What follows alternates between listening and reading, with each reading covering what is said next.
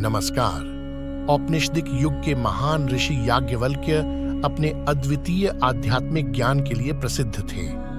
वह शुक्ल यजुर्वेद संहिता के दृष्टा थे तथा उन्हें बृहदारण्यक, उपनिषद, शतपथ, ब्राह्मण, योग याज्ञवल्क्य संहिता और याज्ञवल्क्य स्मृति के रचयिता होने का श्रेय दिया जाता है।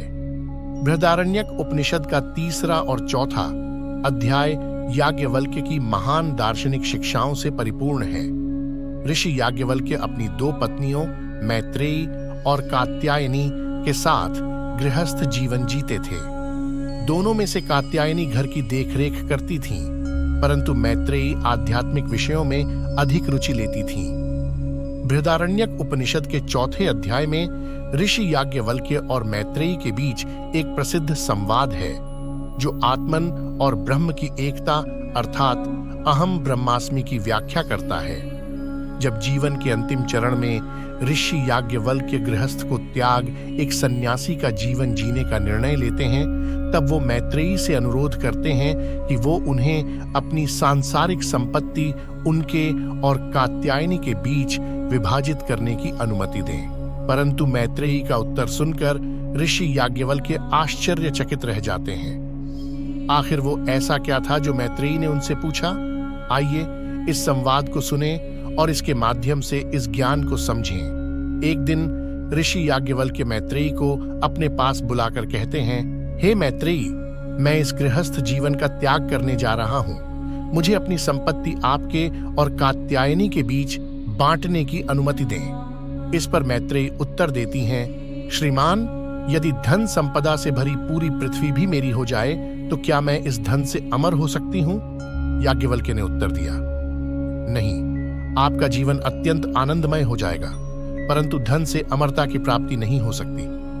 तब मैत्रेयी ने कहा, मैं उस धन का क्या करूं जिससे मुझे अमरता की प्राप्ति नहीं हो?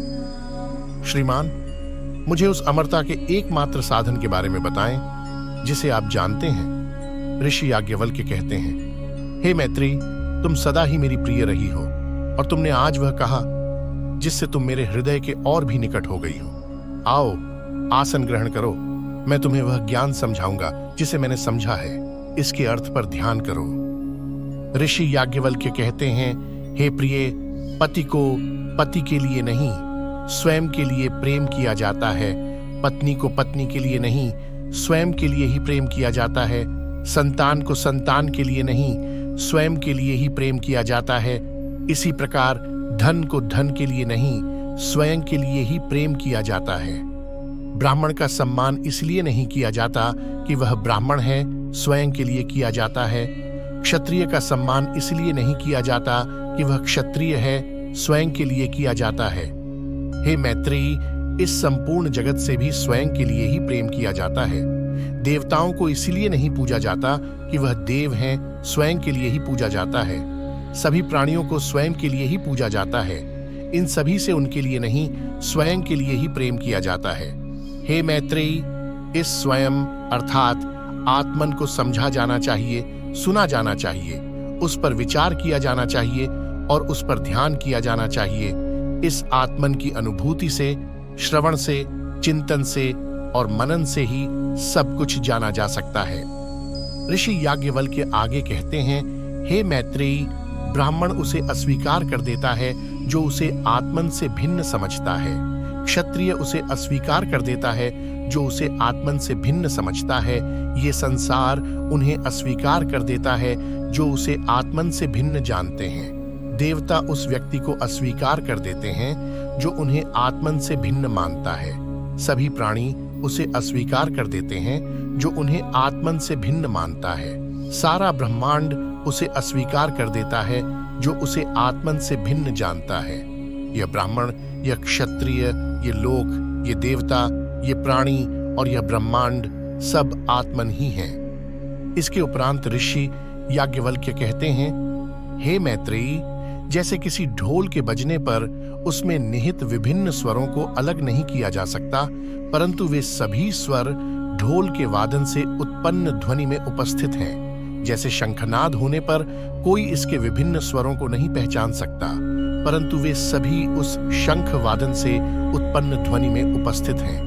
जैसे वीणा बजाते समय कोई उसके विभिन्न स्वरों को अलग नहीं कर सकता, परंतु वे सभी वीणा के वादन से उत्पन्न ध्वनि में उपस्थित हैं। जैसे जलती लकड़ियों के गट्ठे से उत्पन्न धुएं में भिन्न प्रकार की गंध पहचानी जा सकती है, वैसे ही ऋग्वेद, यजुर्वेद, सामवेद, अथर्वांगिरस, इतिहास, पौराणिक कथाएं, कलाएं, उपनिषद, छंद, सूत्र और इनके स्पष्टीकरण इस अनंत वास्तविकता अर्थात आत्मन में निहित हैं। ऋषि याज्ञवल्क्य आगे समझाते हैं, जैसे समुद्र सभी प्रकार के जल का एकमात्र लक्ष्य है, जैसे त्वचा सभी प्रकार के स्पर्श की एकमात्र लक्ष्य है, जैसे नासिका सभी गंधों की एकमात्र लक्ष्य है, जैसे जीभ सभी स्वादों की एकमात्र लक्ष्य है, जैसे आंखें सभी रंगों की एकमात्र लक्ष्य हैं, जैसे कान सभी ध्वनियों के एकमात्र लक्ष्य हैं, जैसे मन सभी विचारों का एकमात्र लक्ष्य है,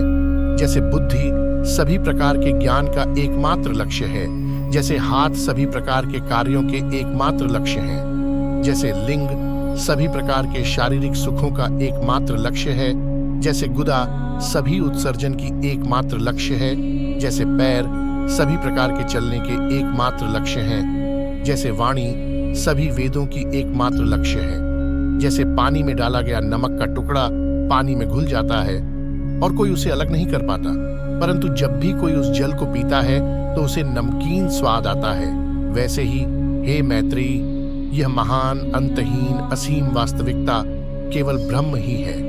अज्ञानता के कारण आत्मन इन इंद्रियों से पृथक प्रतीत होती है और अज्ञानता दूर हो जाने पर यह पृथकता नष्ट हो जाती है। ब्रह्म से एकता प्राप्त करने के बाद इस आत्मन में कोई चेतना नहीं रह जाती है। हे प्रिय, यही वह सत्य है जो मैं तुम्हें बताना चाहता था। मैत्रेयी ने कहा, आपने मुझे भ्रम में डाल दिया है श्रीमान। यह कहकर कि एकता प्राप्त करने के बाद आत्मन में कोई चेतना ही नहीं रहती है।